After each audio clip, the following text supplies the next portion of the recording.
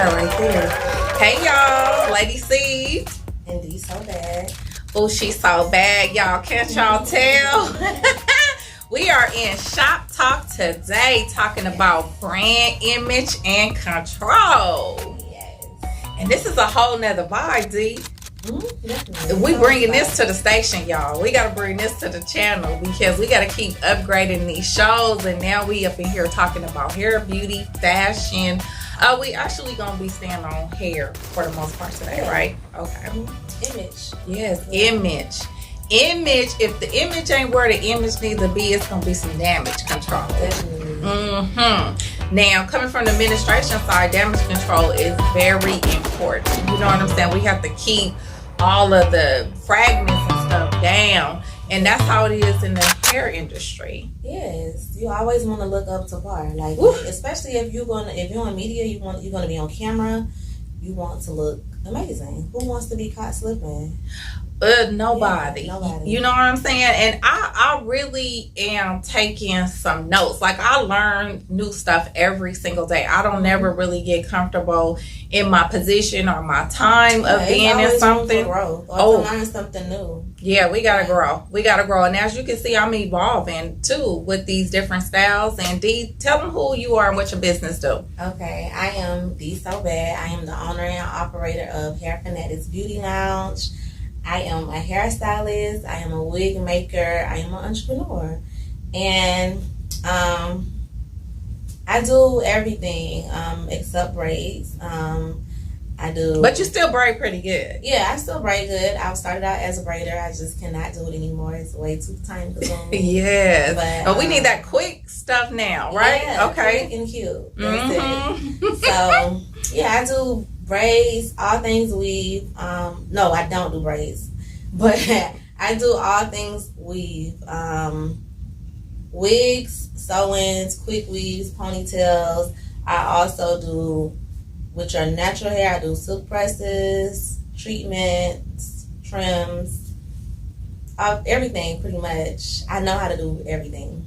Yay, so full cosmetology. Yeah. So now we'll just kind of narrow down the niche or whatever. You're working with me, and I am in the media. I'm in productions too as well. And so now we're doing like these brand looks. We're doing looks that's, building up your image in that particular space or whatever. So let's talk about like some of the techniques or some of the styles that you really like to see, especially when you're dealing with media personalities and yada yada. I actually like some of everything. I feel like no one should ever know how you come, and you should show up a different person everywhere you show up, and you should just be that girl. Like, yeah, from the front and the back. Like, they don't even know how you coming. Yeah. I know everyone typically have their signature looks. But you should definitely switch it up. If you're into media, you need to switch up your looks. Yes. And wigs is the perfect way to keep things into rotation. Like, because one thing about wigs, you don't have to throw them away. You could constantly reuse them, restyle them, and you could color it one way, you could color it another way, you could wear it up one day, you can wear it down one day, side apart, middle part. It's versatile. Just switch it up, look different.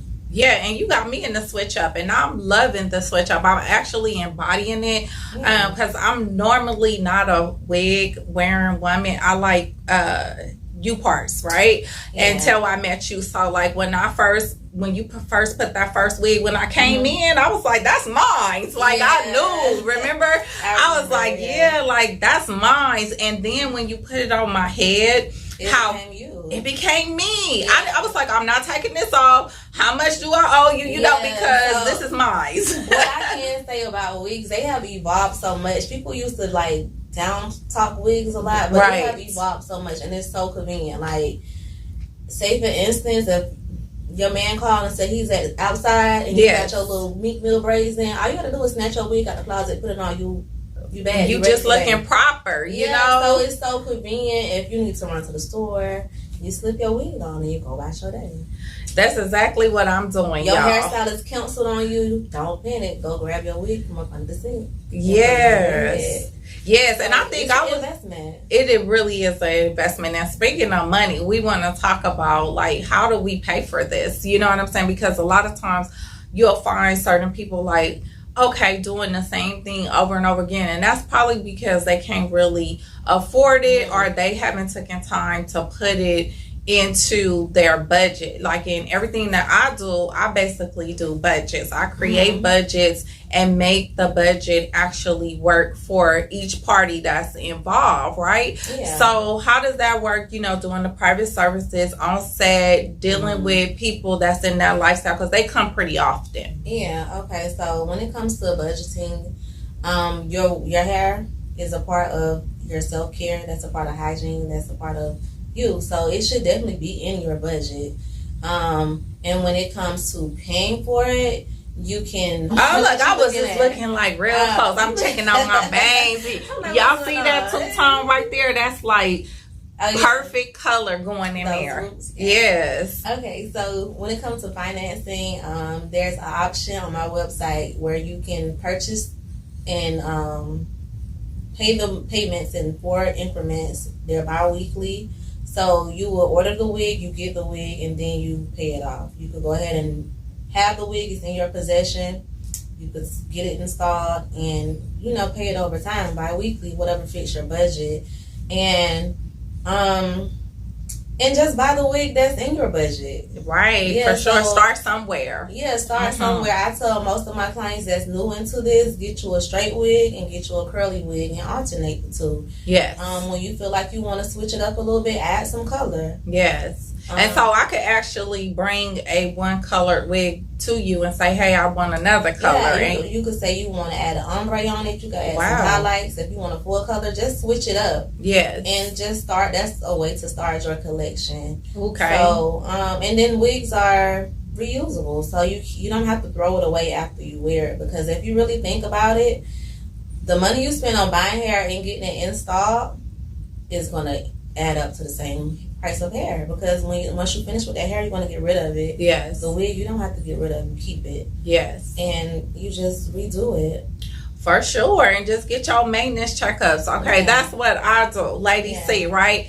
And I'm sticking to my regimen, as you can see. So we working on something. Okay, we always working on something, correct? Yes, we evolving, we growing into, this TV media stuff. And here, especially here in Houston, because you come from Florida, right? Yeah. Mm-hmm. Houston is coming up though. Like when I first moved here, I thought that Houston was just like the spot to be. Right. But I realized it's really still developing. Yes, for sure. Because everybody thinks because it's so populated. Yeah, and so many people here. But it's really like me being here is developing. Yes, and it's literally on its time.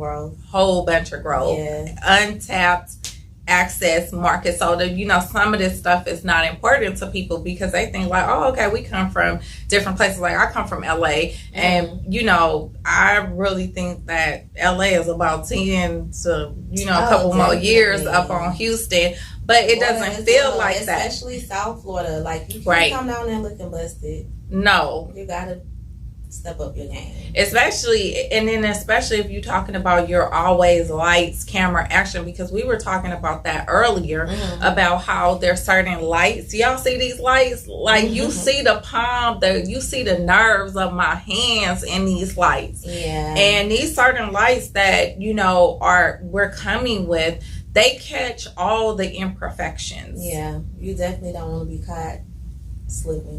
No. You want to look up to fire everywhere you go, because if you're in media, like, you never know what angle the camera is going to hit you from. You never know when you're being recorded. Right. So you want to look good from every angle, every aspect, in every situation. You just want to look good. It's nothing worse than being caught off guard and the whole world seeing it like that. No. Exactly. That's why y'all gotta, get along with your producers.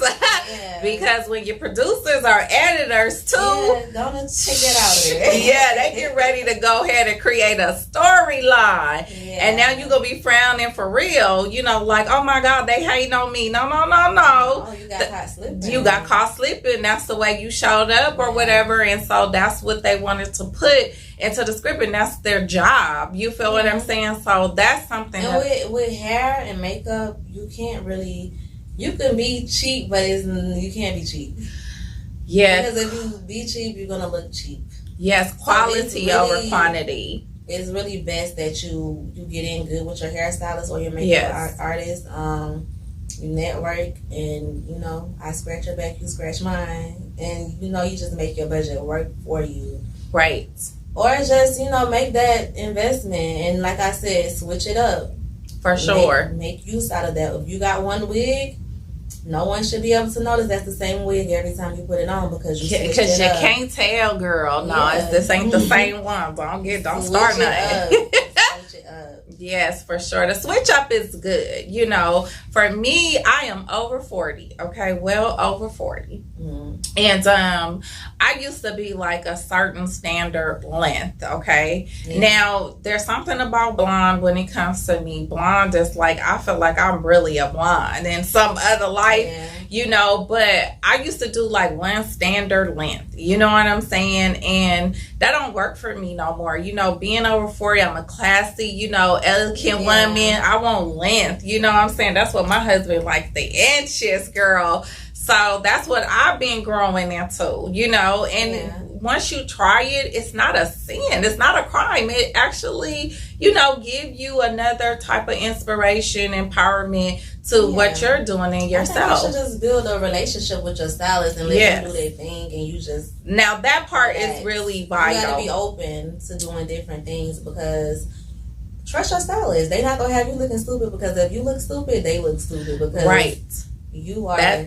They're walking forward. And that's so key. That's so key. Building healthy and strong relationships. Now, when how you select your stylist, like you want to come in and you want to see, oh, my stylist creative already. You know what I'm saying? And if she's giving you some sagey advice about, you know, just helping you go to the next level, you should be open to it. And I actually thrive off of people actually doing their skill set and giving them the creative control. I don't trip off of it because I'm knowing like what they're doing. You know, it's not forever. You feel what I'm saying? And it's something for the moment. It's something that will, you know, make you hit some charts, go viral, you know, be in some other places. I've learned in business, you always need a partner. You can't do everything on your own because where you might be strong in this area, this person might be strong in whatever other area that you're weaker in. Yes. And you may think that you have it all together until you get this person that really got it together for real and they'll get together.